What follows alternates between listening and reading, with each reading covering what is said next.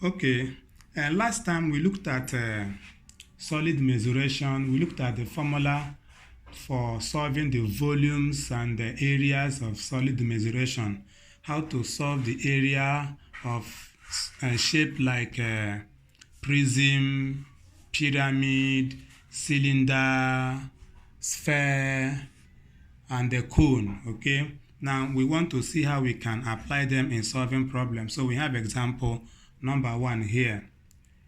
2.5 liters of oil are poured into a container whose cross section is a square of side 12.5 cm.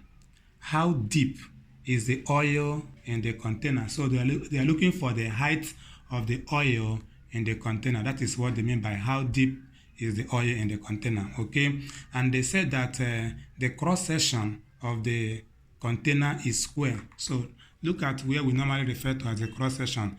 The container is actually standing like this. So the face you are seeing is the cross section.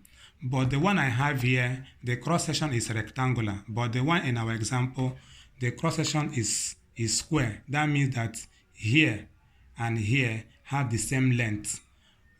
Okay, so here and here have the same length. And what they gave us, this place is 12.5 cm, and equally here is 12.5 cm. So because of that, we can actually calculate the area of the cross section. Yes, area of the cross section. Okay, fine. Now, the volume of the container, the volume of the liquid inside the container is given to us in liters. 2.5 liters. 2.5 liters. That is the volume of the container. Now, because the dimension they gave us here is in cm, but the volume they gave us is in liters, we need to change the liters into cm so that we now make use of the same unit of measurement. Okay. Now, normally 1 liter is equal to 1000 cm cube. That is the conversion factor. 1 liter will give us 1000 cm cube.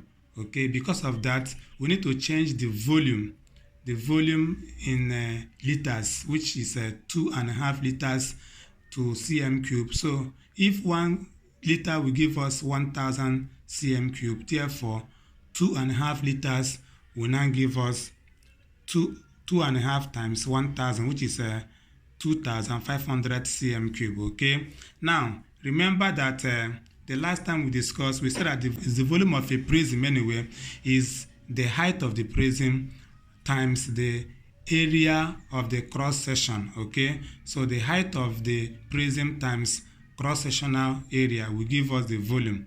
Now, the height is what we are looking for. That is the depth of the container. Now, the cross-section is a square. Because it is a square, for us to find the area of a square is L square. Area of a square is L square. Therefore, the area of the cross-section will now be L times L.